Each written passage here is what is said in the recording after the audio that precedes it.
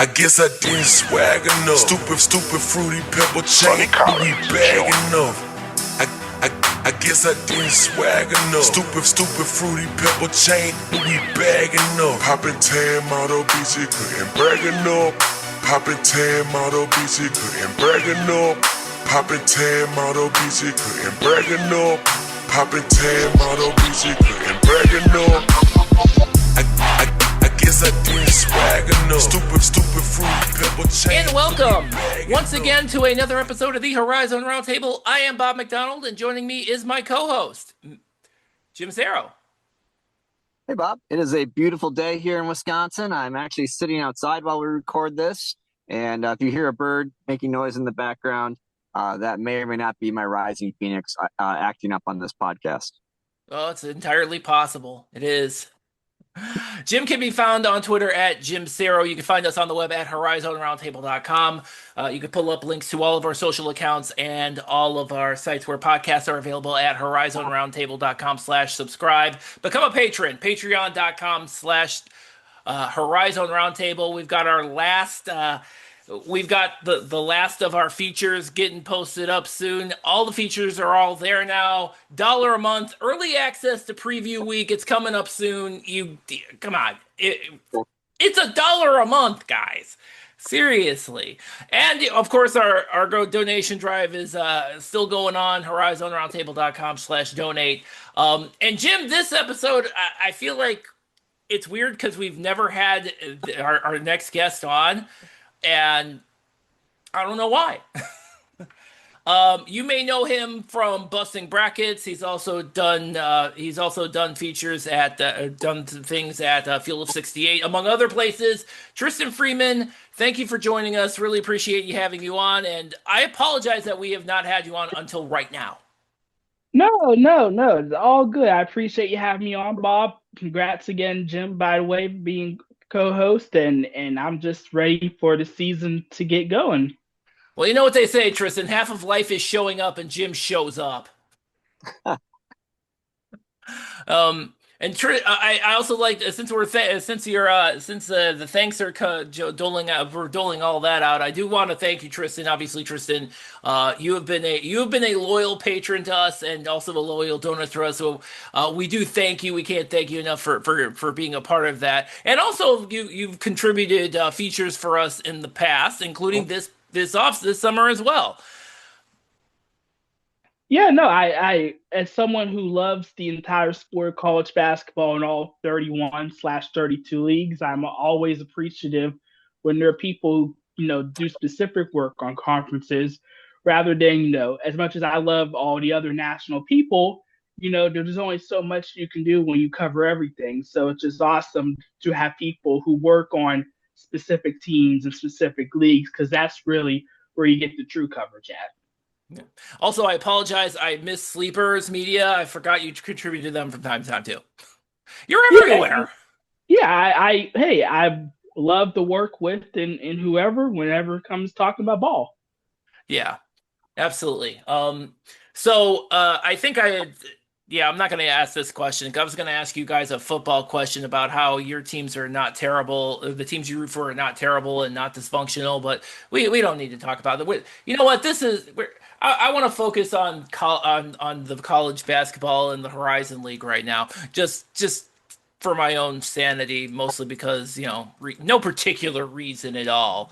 But I do want to talk specifically about the transfers, because like I said, you've done actually a feature on Patreon for us, patreon.com/Horizon Roundtable. If you pay $1, you can read this yourself. You did one last year for the top transfers. You did one this year as well. And on your, won't spoil the entire list because I want you to become a patron, folks. It's okay. $1. You can deal. It's okay. But your number one is actually kind of my number one, Mar Aguilard. Who's going to be in Milwaukee this season and spent last year at Fresno State. And, before that, I think he was like the JUCO Player of the Year or something, like National Player of the Year or something. Yes. Good Lord, yeah. And now he's playing for Milwaukee.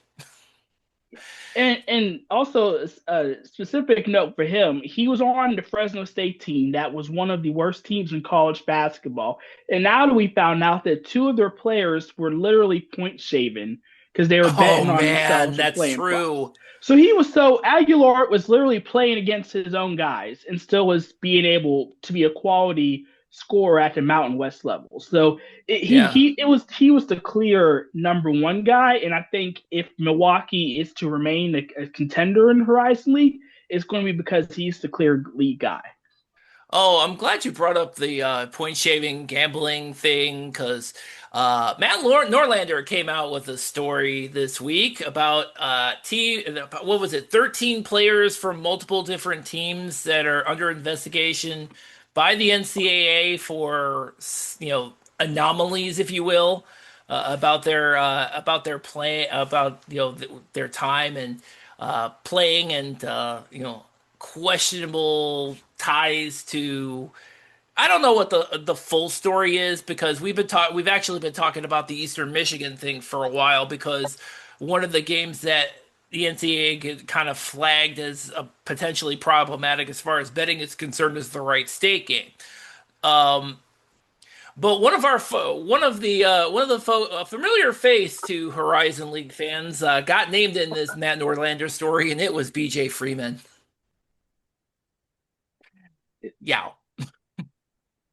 I mean, he was such a good player in Horizon League. Understandable that he would transfer, but just a complete mess of a situation at ASU. And he committed to UCF, and it was a Yes. quiet one. But then I'm sure you guys also heard the whispers that hey, he's being linked to it, which No, is this why is UCF. literally the first. Yeah. When Norlander's report was literally the first Wow. time I heard about that. Yeah, I heard during all the transfer portal talk that hey, his name was linked, and that's why because UCF landed another wing, Devin Cambridge, Hmm. weeks after, and that was looked like a weird pickup until you hear the whispers that oh, Freeman might not even be cleared to play, and And Freeman, schools are and not funny touching enough, anything. Freeman is supposed to be, and UCF also picked up Themis Fulks and Yep. Jamichael Stillwell from Milwaukee. So he would have theoretically he would have played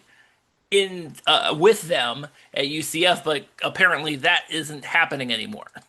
No. Now I don't. Now I haven't. Yeah. I don't think BJ's come out and like necessarily. I don't know what I want to say if he's denied it or I'm assuming he has. Obviously, I haven't spent a lot of time on BJ Freeman social media, so well, I'm assuming there's a denial somewhere. But I will say this: he did get kicked off of. He was his kind of tenure at ASU was pretty short, but I mean, like I said, I don't think Bobby Hurley's going to last a season this much longer anyway. I mean, there's a legit case that ASU's best player is another former Horizon League player in Mukeba. And Yes. as good a player as Mukeba was for Oakland, being an undersized big who can't really stretch the floor at the Big 12 level, that's concerning. And there's no, legit shooting talent around them. So it'll be interesting to watch there. But yeah, it's a tough spot for Freeman and ASU at this point. Sure. Yeah, well, Hey, but anyway. Tristan, getting back to Amar Aguilar. So, two things. One, it's interesting to note that he left Fresno under, kind of questionable circumstances. It seems like there's a falling out with him and the coaching, yet this is a team that's having a gambling problem. So maybe it wasn't an Amar Aguilar issue there, but that's just one fun side note. But the question I have for you, are you looking when you have him as your number one player in the transfers for the league? Are you kind of thinking about with that athletic ability and his size, and then in that tilt the floor kind of style of basketball? Is that you just see that as like a perfect fit, or what is it that when you looked at everybody coming in that you're like, this is my guy that I think is going to make the biggest impact?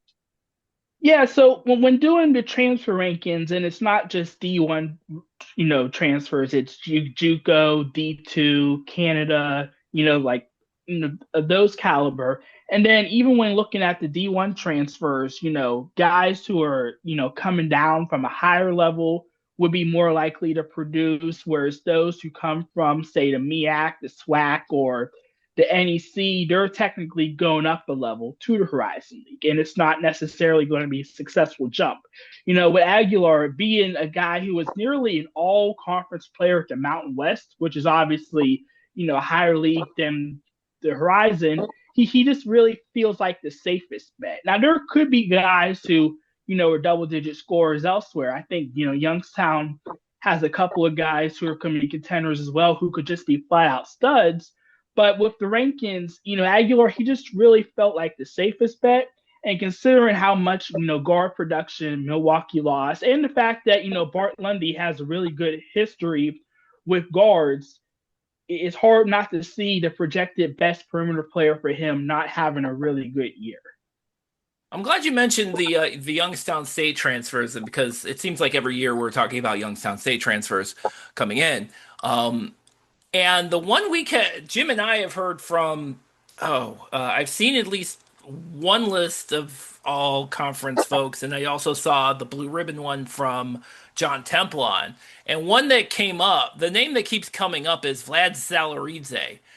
First of all, I'm glad I can properly pronounce the guy's name before the season starts. I'm consider that a point of pride, but I know John Templon was really high up on this guy. You actually have him at number 15, but I maybe I'm oversimplifying the comparison of his game to see my Utendal. Maybe that's a little bit of an oversimplification, but when I see this guy's numbers, that's similar to what I see, but again, not really. Maybe he's kind of a combination of Ayutendal and Nico Galette. Maybe? I don't know. Yeah, I do think he can be more of a Galette. I think the reason, and this is surely from an impact level, I think, Chris Carroll, who's the returning guy, could be the focal point. So I think he and Valerizzi could be really good. So it's not a slight against him. I think he'll be a starter. I think he'll be very solid, but not necessarily, at all. I think Chris Carroll was more likely to be all league than him, just because he's the returning guy and he's proven. But, a lot of guys are 6'7", and there's a few other transfers who are also on that size. The Horizon League outside of Gabe Dimes isn't a super tall league. There's a lot of 6'6", 6'7", front court players that thrive.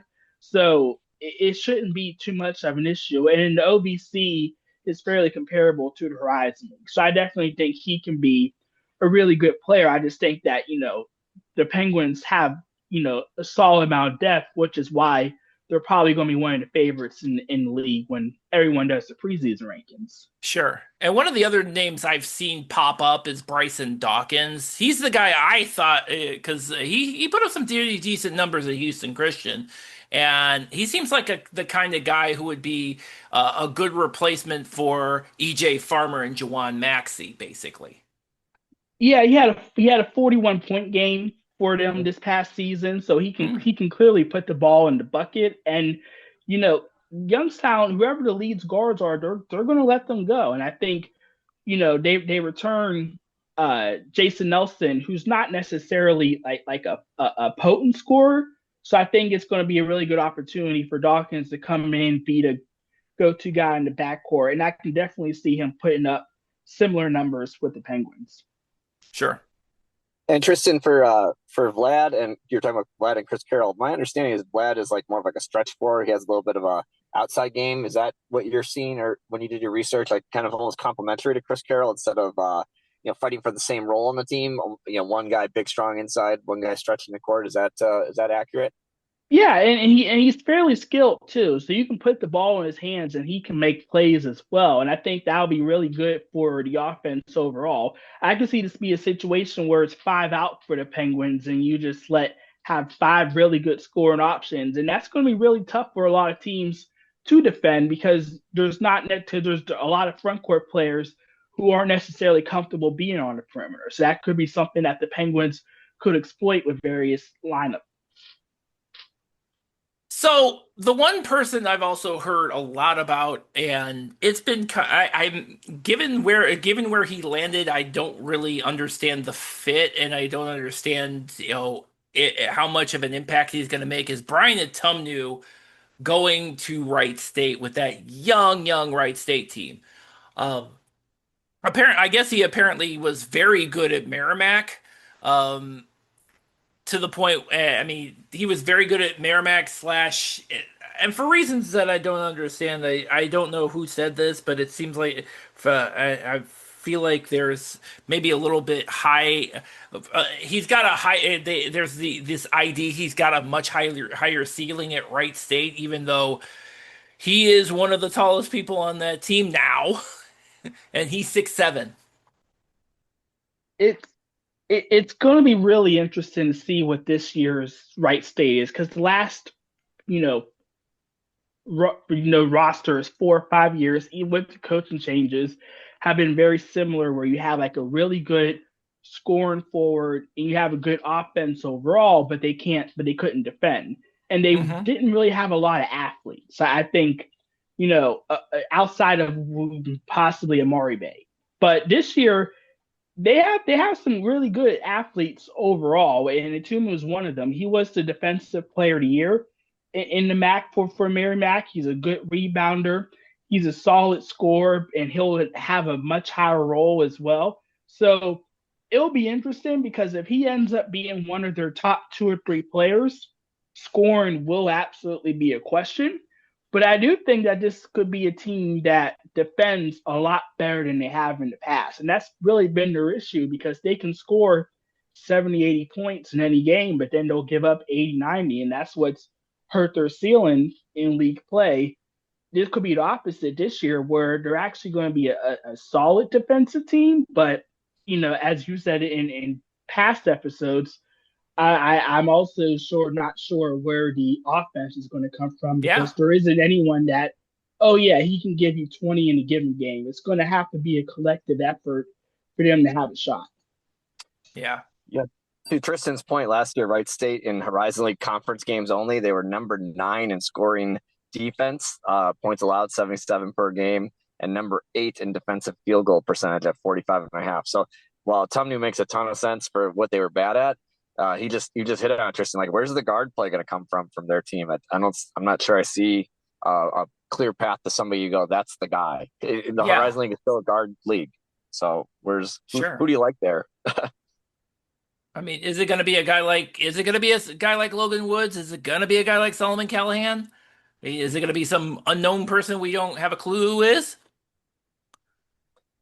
I mean, you've said in previous episodes that you are not high on them, and I think you had them last in I your, did, and I continue, yeah. and I have not. I have continued to not. I have. I'm still not. I'm staying on that in that train.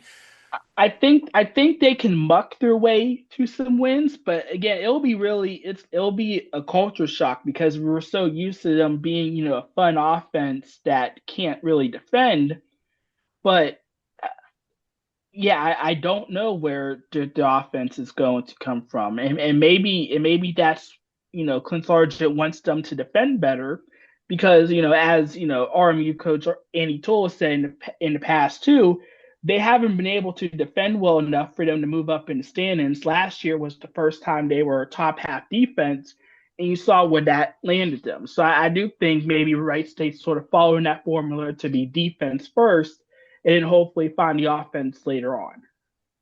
I'm glad you It's brought up interesting. Robert Morris. Oh, so go I was ahead, gonna say, Jim. interesting for Wright State last year. Their offense, number 1 in field goal percentage, 48.2. Number 1 in 3-point field goal percentage, 39.4. 39.4 is a really high Yeah, 3-point field goal percentage in this day and age where everybody's out there shooting with no regard for shot quality at some level. That seems really high for Horizon League play last year. So yeah, it'll be interesting.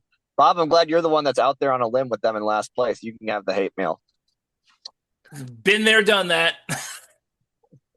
Just been there, done that, man. But I mean, I just look at it compared to again, I look at it compared to the rest of the Horizon League, and I mean, from an experience standpoint, yeah, you got a Tumnu, yeah, you got Sam Malamadu, but after that, I mean, you've got Amari Bay coming back, and but compared to what everybody else has brought in, that's a whole different deal. Um, Moving on, I'm glad you brought up Robert Morris because they brought in Deshaun Good from IU Indy after that whole thing went sideways. I gotta ask you the question: does instances of Horizon on Horizon crime make your job easier? Yeah, I mean, and that's pretty much why I had good in I would say in the top half of my rankings because he's a proven Horizon League guy who showed who looked really good down the stretch too. Had he Yeah. stayed, he would have been an all conference contender for the Jaguars and someone that could have been a breakout guy and still could be because it's an entirely new roster and he has the chance to sort of be that guy. And I wouldn't be surprised if he's a double digit scorer and just, someone who could possibly replace, Morgan Dickerson and sort of that all around guy for them. The thing with Deshaun Good too is he was an all freshman team player. I know there was a lot of debate going down the stretch of who was going to eventually be freshman of the year, Deshaun Good or Deshaun Stevenson from Cleveland State. And it eventually ended up being Deshaun Stevenson, but Good was in the conversation the entire season.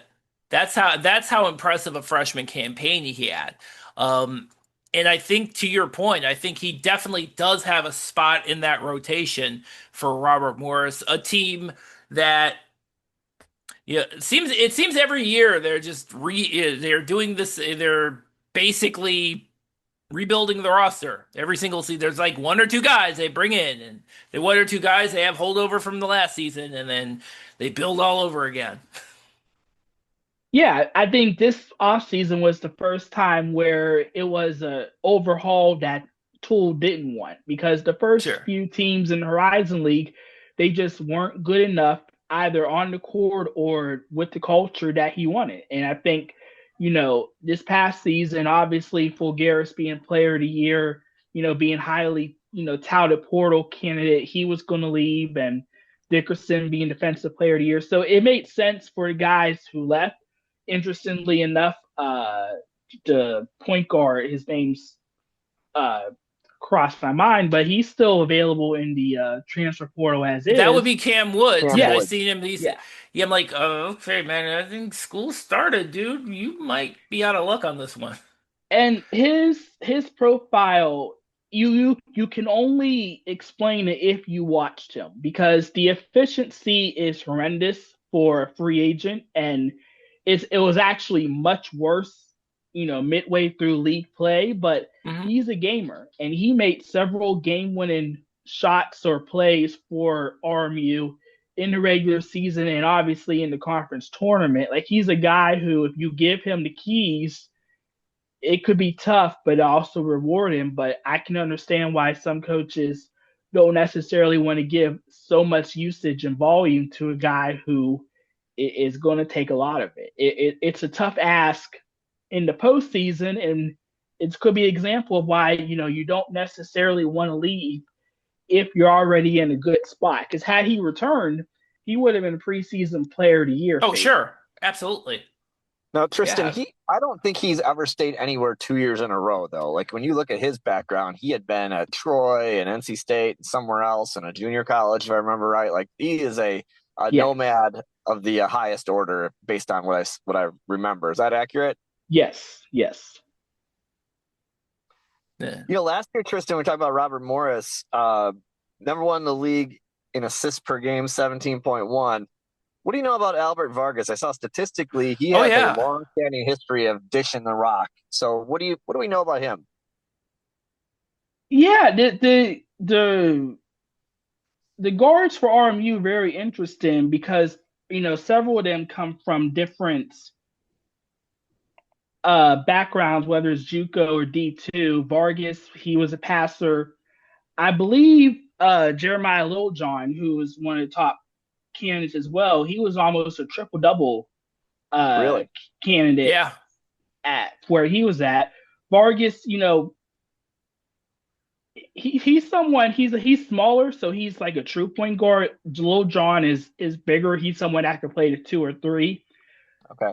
It's but yeah, they bring back Ryan Prather, who's a sharpshooter. So they need ball handlers, and it's going to come down to Vargas, Lil John. They also have Tazir Smith, who was a JUCO transfer as well. we'll have to wait. We'll have to see what happens, once, preseason comes and whatever exhibition games they have. But, we didn't know what Cam Woods would do because he played very little at NC State. We didn't know what Joshua Majafa would do after averaging 20 a game at the D2 level. But all RMU needs is just one of these guards to sort of break out and be the elite guy, and they'll be a contender. And these are players with proven stats, but not at the D1 level, which makes it, a big question mark for those who want to put them as preseason contenders. Well, that's interesting you bring that up, because more and more we are seeing these we're seeing the non D1 transfers come in. You're seeing it at Robert Morris. Northern Kentucky has been doing this almost every year for a while. What's that? As I say, Northern Kentucky is the one. When I was looking at my preview, they're like stuff, patient zero for this, really. But and then you get to IU Indy, which is nearly 90% former D2 guys. But obviously that's more because of the situation itself. As far as you're concerned, when you look at these guys, it just seems I'm assuming there's kind of a certain amount of uncertainty, at least in your assessment, when it comes to these guys. Although I should point out there are a handful of non D1 guys that sparked your intrigue on this on your transfer list. Not saying which ones, but yeah. Yeah, the ones who have, just a ton of production, it's hard to, discount that from any level. And there's plenty of examples of JUCO guys or D2 guys. Oakland with Campy is famous for this, of guys who you didn't hear too much about and then coming in and being studs. Technically, Fulgaris is an international guy, and that's something I think the Horizon League, compared to some other conferences, don't go the international route just as much. But when they do, it can be successful. And ultimately, it's a crapshoot, and especially in the first year where the COVID year seniors are gone, because you basically lose every all-league player. So there's going to be so many opportunities for players to come in, either role players who came back, looking at Detroit Mercy with their young guys to sort of establish themselves, or, got newcomers from various leagues. So, the top 15 for Horizon League could be names that no one ever thought about, but because they have the opportunities, it ultimately works out for them. So I wouldn't be surprised if anyone from my list became a star, or, some of the returning guys that, get larger role increases end up becoming studs. Are you genuinely concerned that you're going to see a guy come in mid-season like last year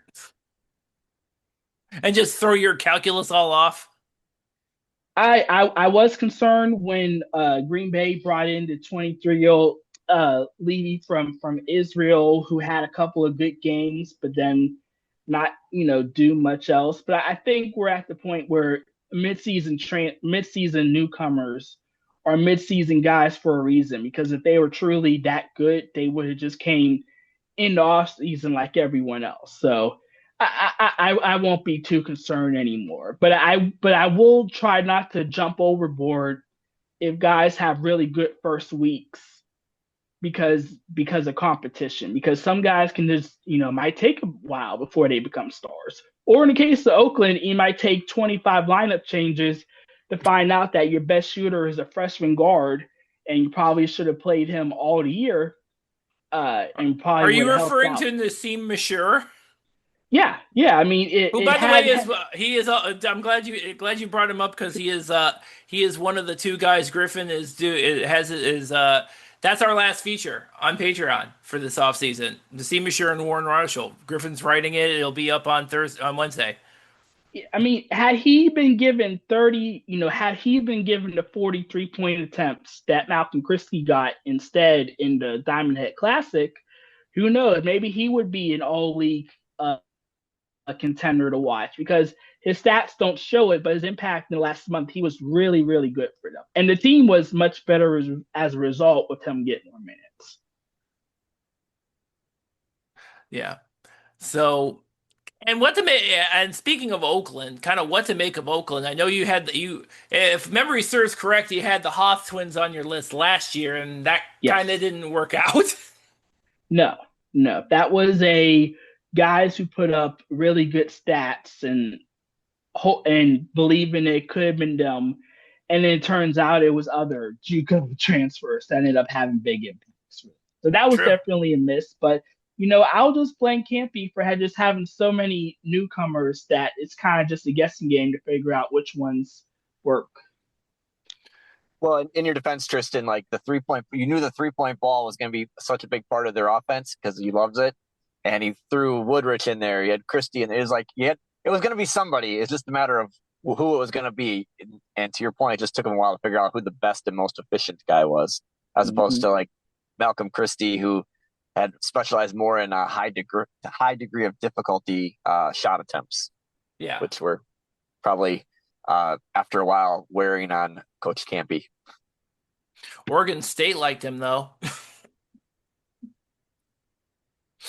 I mean, he did. So they got firsthand experience. They saw it and they're Very like, well, true. we barely beat them, so we might as well have them join us. So like, not quite the if you can't beat them, join them, but goes damn close.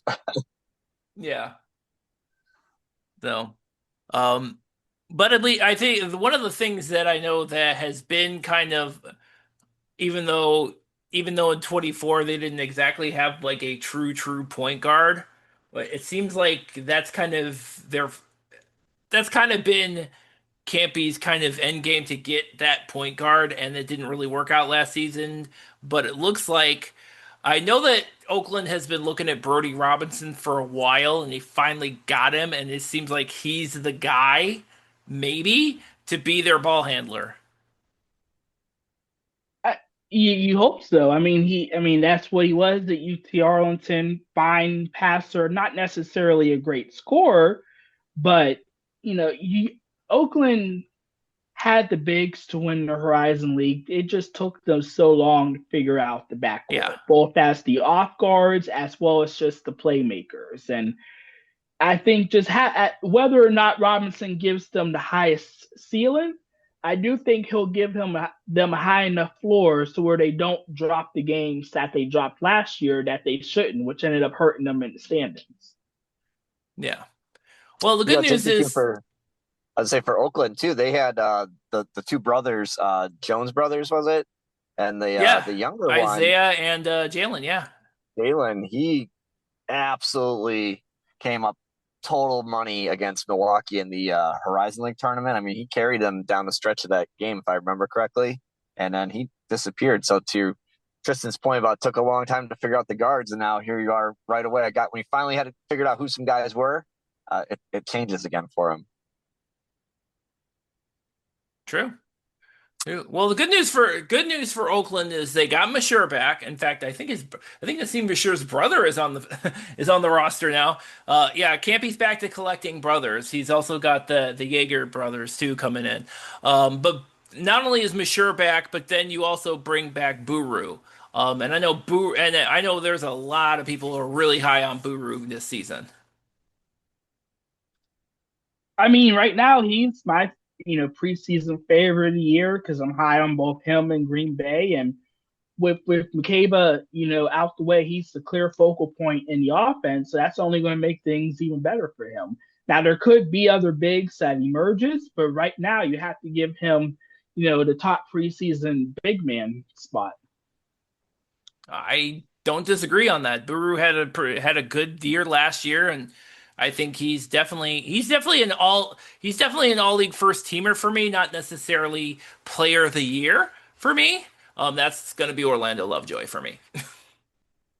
I struggle a little bit with the big guys for being player of the year from a standpoint of like self-generated offense. Like the ability for Buru, he's such a good, cleanup guy. He's just good at doing a lot of things.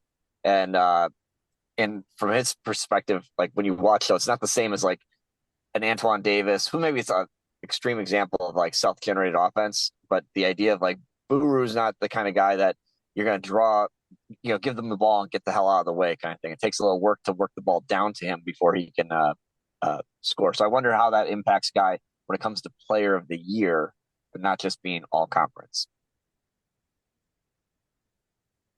True. Yeah.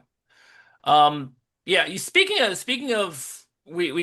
speaking. You talked about something. Me speaking of Orlando Lovejoy, the Detroit Mercy kind of situation. Again, I've been really high on them as far as where they are and how they're situated as a team. You got those three players: Nate Johnson, Ryan Callenbay, and TJ Nadu, who are guys who came in.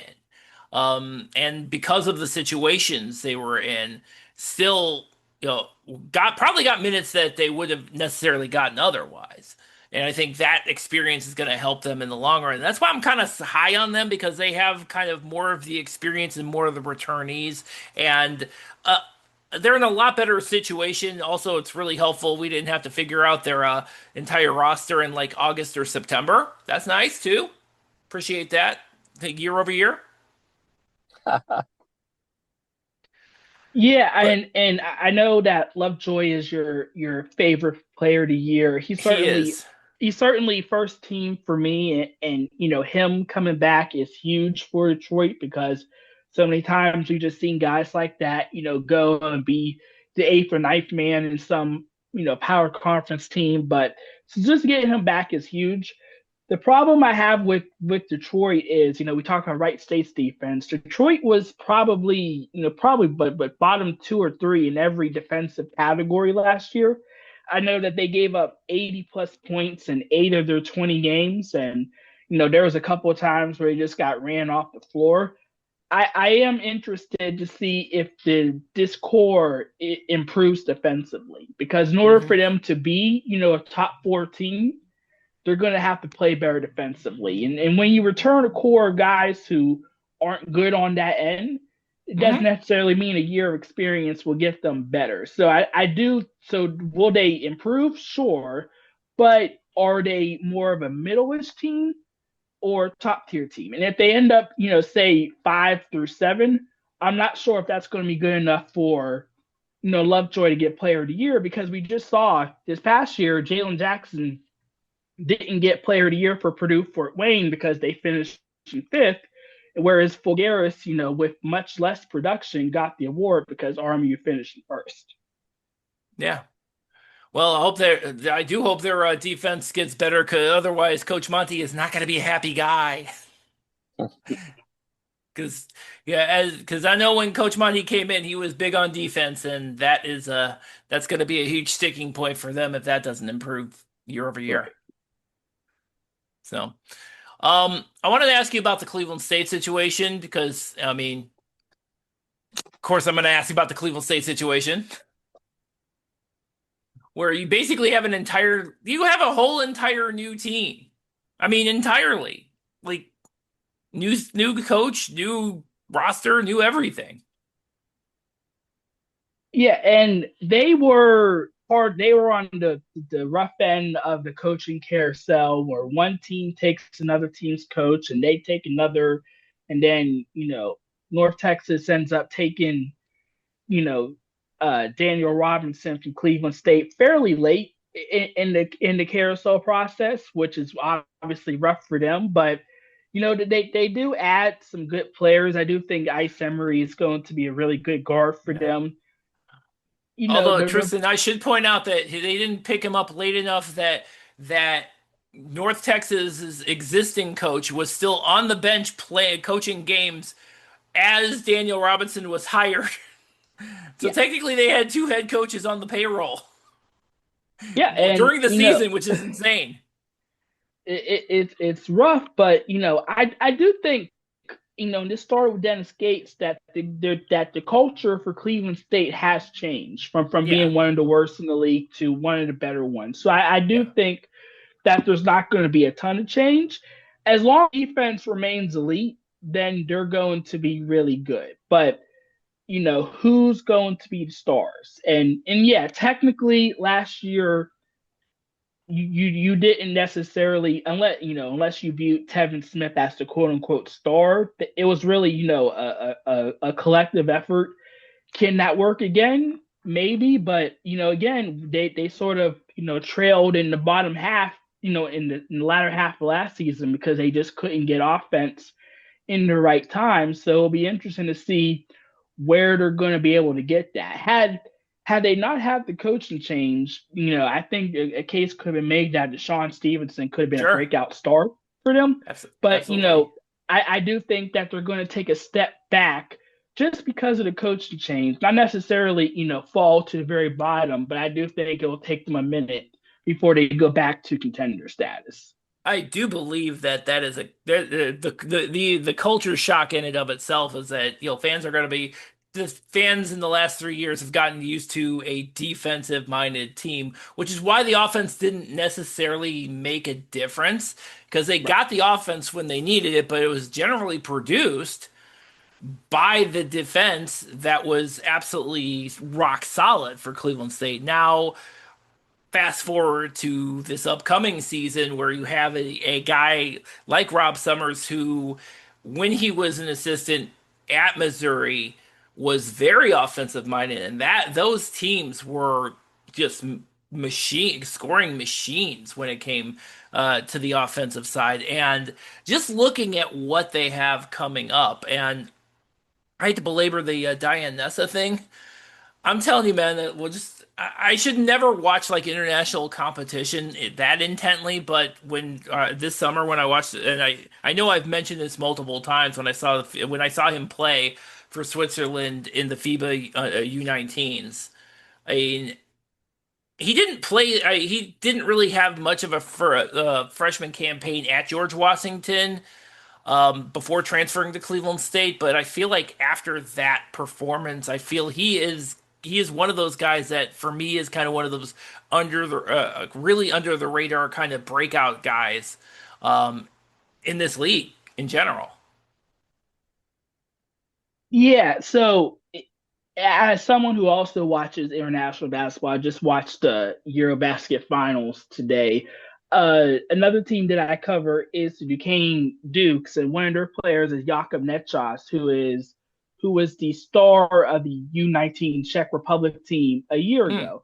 And he averaged like 20 and 6, and there was a lot of hype that he would be a breakout guy for the Dukes last year.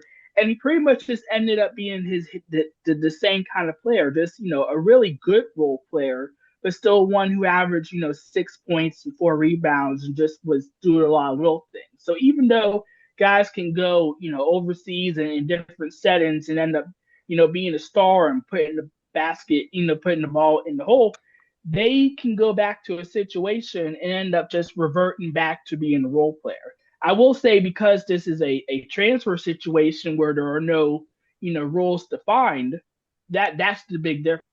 So if he comes in with the idea of, hey, I'm going to be the elite guy, I want the ball in my hands, then maybe that could see him be a breakout player. But you do have to be careful sometimes because what the situation is for a national team with that level of competition versus what they'll see in the Horizon League, it may not necessarily equate. Sure. On a side note, if Cleveland State does make it to Indianapolis, are you also hoping that it's not just you and me at the post-game press conference?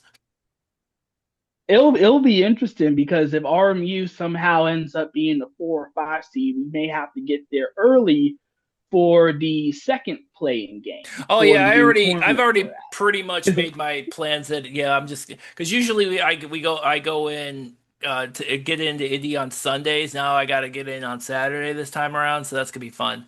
Like I said, I'm just hoping if Cleveland State makes it, I just hope it's not when Rob Summers is up on the podium, it's not just you and me asking questions. Yeah, I mean, although if you had it your way, we'll have Detroit Mercy and possibly Green Bay in there in Indy.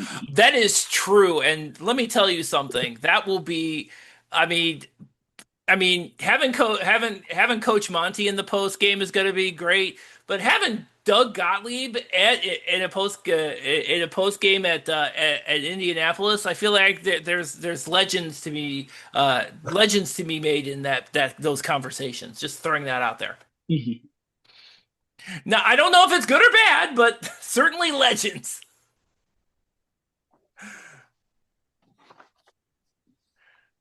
Hey Tristan, for Cleveland State, what do we know about Jaden Lipscomb? He was the guy that when I looked at the team, I was thinking a little bit like he played at Florida International. They play up tempo. Rob Summers was on the podcast at the Extravaganza, said they want to score a lot of buckets. I like the size at 6'5". Do we know much about Jaden Lipscomb and what he might be able to bring to them? I personally don't, mainly because Florida International was a bottom team in Conference USA, so I didn't really get to see much of anything. But look, I mean, it's it's going to be, he's going to have just as much of an opportunity as anyone else. I'm looking at his stats right now. He didn't play much last year, but was a fairly solid rotation piece for them. He shot 36% from deep on over 4 attempts, and I do think something that Cleveland State could definitely use more of is just outside shooting. So Yep. Oh yeah. that'll be big for them for sure. You can pair him with Emery and whoever else can make the rotation. So he'll definitely compete for a rotation spot. Sure. Let's talk about Green Bay since I brought up Doug Gottlieb. I like the core. I like their core of who they brought back, but I like just as much as the guys they brought in. I am really high up on Ramel Bethea because of probably mostly because of the fact that here's a guy who definitely has the size that I really thought Green Bay was going to have last year, but certainly didn't. So it's nice to have. It's going to be nice to have him. But I feel like they brought in more. And on paper, it looks like they're much more improved. They're much improved over what we saw last year. I mean, they can't get any worse. Yeah, I think in a way the Anthony Roy cloud being gone is just going to be, this addition by subtraction, because I've never seen someone average 25 a game And and then yet it disappear feels off the planet. and it felt like it was just all garbage time points. Like this was a team that they didn't play for each other, they didn't defend. You added guys in the middle of the season and it wasn't helpful. The guys that stuck around when Gottlieb brought in, I don't know if they bought in. I don't, quite frankly, I don't know how good the coach. I don't think the coaching staff was very good in year one because they look lifeless. I give a ton of credit for how they looked in the last month because they were much more competitive Sure. and actually a threat. So we'll see, but it's just hard for me to give this group the benefit of the doubt until I see it look better on the floor. So are they better? Yeah, the fact that they Gottlieb was able to actually return pieces. Yeah. Like you bringing back Marcus Hall was surprising Sure. because I thought he would have been the first one out the door. So clearly there's still some buy-in left, but I really just have to see the product on the floor and just improve on both ends in the care before I can pick them to not be in the bottom. But could they be a surprise? Absolutely, because of how much everyone else lost. But I gotta see it to believe it with them. And let's talk about the whole IUND thing, because man, this is definitely a different group than I thought I was going to see beforehand. This is definitely a different team. I thought we were going to be in year two of Paul Corsaro, and we certainly are not. We are in year one of Ben Howlett, with a lot of players that he brought over, not just from West Liberty where he coached, but players that were committed to him to go to West Liberty and now are jumping to IU Indy. But the two players in particular that were actually holdovers that transferred to IU Indy when Corsaro was here and then stayed. They remained committed after Howlett was hired were Jackson Edwards and Micah Davis. Can't even remember the kid's name. But those guys have the D1 experience, and I feel like those two guys, amid all of the D2 talent, the talent coming from D2, I feel like they're going to be more important. They're going to be just as important, if not more important, than some of the high producing players that Ben Hallett brought with it. It's a shame because had nothing happened this off season, I think you could have made a case that IUND could have been a top 16 because I Yeah, really do think with the guys that they would have had returning was going to be so good. But Ben Howell could easily be to be a really good coach, and this could end up being a blessing in disguise for them. West Liberty was one of the top D2 teams, so getting players from there does not mean that they won't be good at the Horizon League level. But there are just so many questions, and I think the fear is that IUND is now going to be part of a cycle where they're just going to perpetually be in the bottom until something good happens, and they're going to need these guys to step in. I just don't know if there's any all league talent on the roster, and if there's none, even teams that I'm not super high on, like Green Bay or Northern Kentucky, I can at least identify one or two players who are like, oh, this guy could be top 20 in the league. I just don't see that with anyone with the Jaguars. I think it's going to be a rebuilding year for them. Maybe they can be competitive, and who knows what competitive means. They were 6-14 in league play, and got credit for that. I think this team could be at that level, especially since so much talent's gone. But yeah, when I do my official preseason rankings, I'm going to have the Jaguars last, unfortunately. yeah. I think the other thing too, and I know because this will be the first time we see the system, as Ben Howlett calls it, um, as part of as part of. I mean, basically, the first time we're going to see this in Division One, because it's been in Division Two forever. It started with Jim Crutchfield, and he's still using it, and Ben Howlett was using it in West Liberty. Now we're going to see it here at IU Indy, and it's not going to be boring, that's for sure.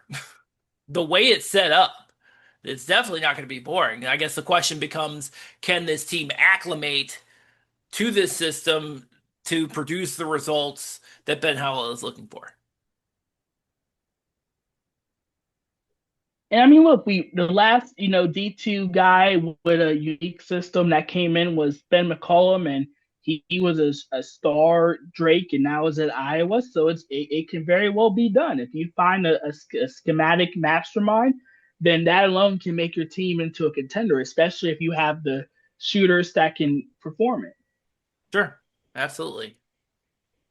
Yeah, Jim, do you have Tristan, anything? I'm sorry, go ahead. schematic mastermind. Like when you look around the 11 teams currently in the Horizon League, who's the guy that stands out to you as like the best X and O coach in the league?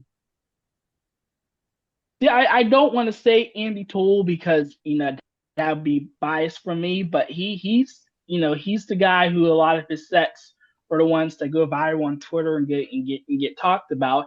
And he's always been a coach that can set things up, even with under Wellman rosters. He's always been able to make them competitive because he just knows how to set things up the right way. And obviously, Greg Campy with his history is up there as well. But I do think that's a really big storyline for the Horizon League going forward with so many of these new guys. Which of them are ultimately going to stand out? And so far, the Youngstown State coach, trying to remember his name, Ethan Faulkner. He's someone that was excellent last year. So I'm very interested in what he's going to do with a new set of guys. And as good as Gabe Dines was on the defensive end and him being an impact, his presence can sort of stunt you offensively. So now that Sure. You're going to have some stretch options and some really potent scores. I think the Penguins could be, one of the, if not the best offense in the league next year because of him. Yeah. All right. All right. Well, that's all I had. Tristan, once again, thank you for joining us. Tell everybody where they can find you online. And I'm sure it's a lot of places. I'm sure there may be actually places I didn't even mention. Yeah, appreciate it. Once the season gets going, I'll be, posting a lot of my thoughts and articles at HoopsNut351 on Twitter/X. Also at Tristan Freeman and the Blue Sky. And then you can follow, my work at the Field 68, Hoops HQ, and Busting Brackets, of course. And I'll be doing work with the Horizon Roundtable as well, especially once, things get going for RMU and the rest of the league. Sure. Oh, absolutely. Absolutely. All right. And that's going to wrap it up for us, Jim. Next week, we're talking to Kiefer Sykes. I'm pumped for this. So until then, until next week, HorizonRoundtable.com. That's where all of our podcast episodes and articles are. You can pull us up where where podcasts are available. You can pull us up on your Amazon or Google devices. So tune in next week. We're talking to Kiefer Sykes. Until then, thank you all for listening.